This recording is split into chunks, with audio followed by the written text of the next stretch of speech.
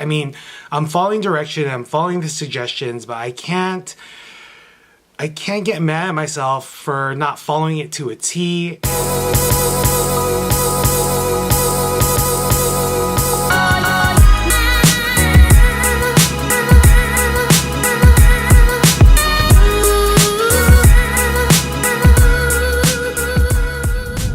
What up, everybody? It is your boy Jay. Happy Wednesday, February 20th, 2019. I am on my way to work, and it is raining, or it's sprinkling right now.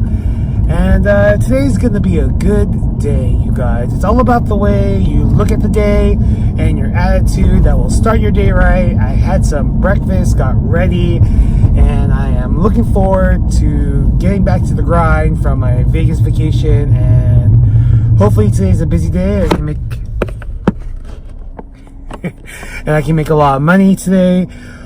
And yeah, let's see what happens today. Hopefully you guys are having a great hump day, and I'll talk to you guys on the next clip.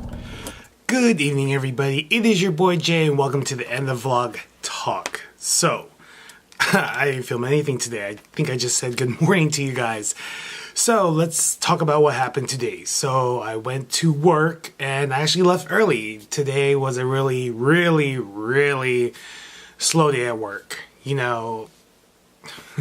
And that's fine because, I had to work on my taxes, and I had to also work on some other things for my other job. So, it kind of worked out.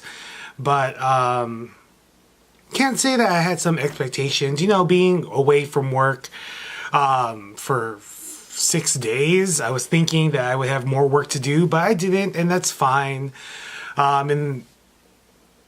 In the old days, back in the days, I would probably have a fit or get mad or whatever. But it made me really work on things that I needed to do, that I put on my to-do list that I have been avoiding to do. So I got a lot of things done. I was productive, so that's good. I did go to a meeting tonight, and it was a great meeting. One of my now new-founded good friends was the speaker, and I didn't know it. And she didn't know it until 5 minutes before the meeting. And like we always say in AA, you never say no to AA. So when she was asked to be of service, she rose to the occasion, even though she was having a very shitty day, and spoke her story.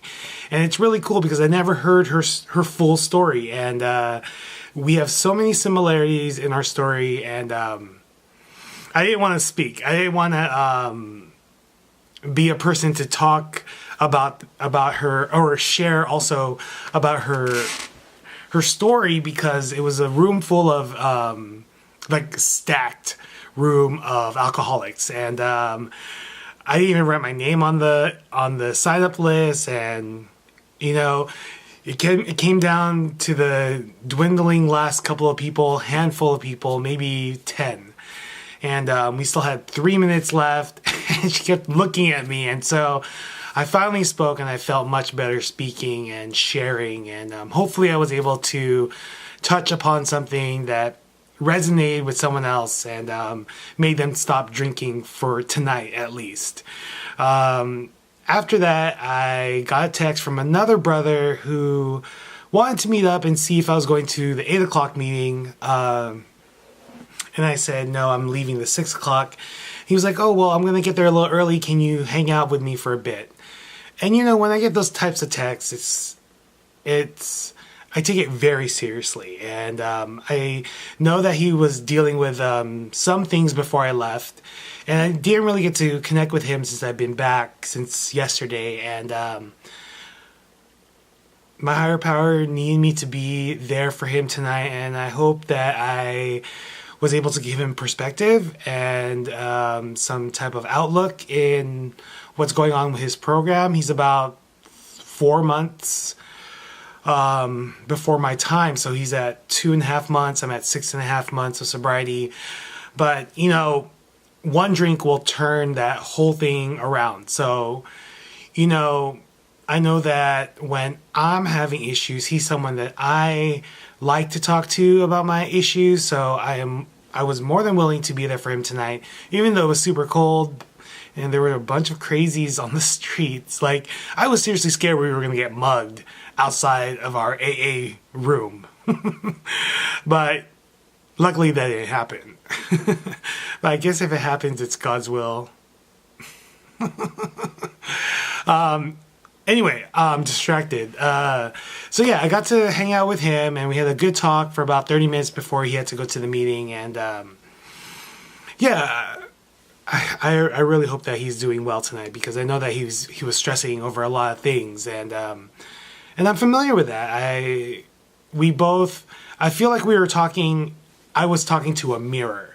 At first, I didn't think I was able to talk to him about what he's going through, because it has to deal with relationships and things like that. And, I'm not really good at those kind of topics. And, no, after talking to him, I was like, yeah, I'm in the same boat. I get it. I totally understand. So, you want something, you see little changes in yourself, and you want others to see that right away. And, look at me now and whatever. But that's not how it works, man. I've been drinking for a long time. I have a lot of things to clean up. And it's not just going to go away like that. Maybe for some people, it might happen like that. But I think that for most, I have a lot of rebuilding to do. So, all in God's will, and I just have to be patient, because when I'm patient, things do happen. And I've seen that in this short 6 months of sobriety. So I know that when I'm praying for things to happen just like that, it never goes like that. And I know that when I am a little bit more patient, then I start to see I'm not going to say fruit of my labor, but I start to see the miracle happen. And yeah, I just got to do that. I have faith in my higher power, which I do, and just keep praying and meditating and working my program, staying connected to my other fellows, and just trying to be a better person than I was yesterday, living one day at a time. So that's pretty much all I got for you guys today. I do want to read today's daily reflection, because I think it's a nice break with a lot of the serious things that people talk about with AA. So let me leave you with that, and let's just read it real quick. It's a short one for February 20th. It's called The Gift of Laughter. At this juncture, the AA sponsor usually laughs, which is from the 12 by 12 book, page 26. So it goes, before my recovery from alcoholism began, laughter was one of the most painful sounds I knew. I never laughed, and I felt that anyone else's laughter was directed at me. My self-pity and anger denied me the simplest of pleasures or lightness of heart. By the end of my drinking, not even alcohol could provoke a drunken giggle in me. When my AA sponsor began to laugh and point out my self-pity and ego-feeding deceptions, I was annoyed and hurt, but it taught me to lighten up and focus on my recovery. I soon learned to laugh at myself, and eventually I taught those I sponsor to laugh also. Every day I ask God to help me stop taking myself too seriously. And I totally agree with that. When I was drinking, I wasn't laughing a lot. I wasn't smiling a lot. I probably wasn't even giving people eye contact at all. That's one of the first things I noticed, that I am able to give eye contact to people when I speak to them. And it wasn't like that before. Yes, whenever I would hear someone else's laugh, I would get on the defensive a lot. And, you gotta realize sometimes the world, it's not always about you, bruh. What else did they say that I wanted to talk about?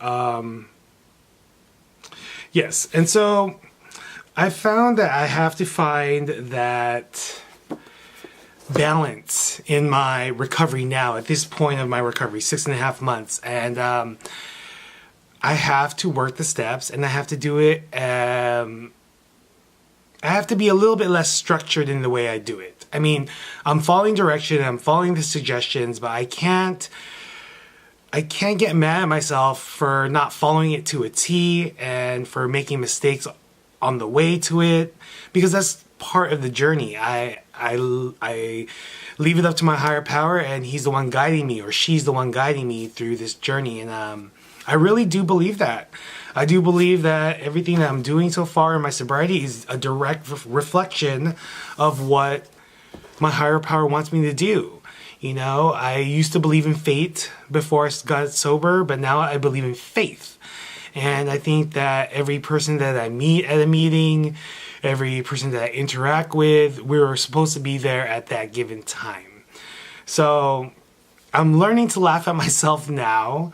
I'm able to look back at who I was from these vlogs, and I do see the growth, and I'm grateful for that.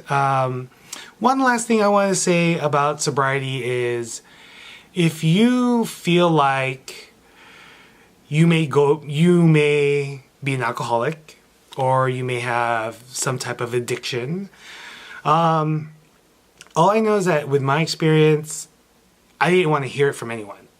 It wasn't until I was ready, and it wasn't until I wanted to get better.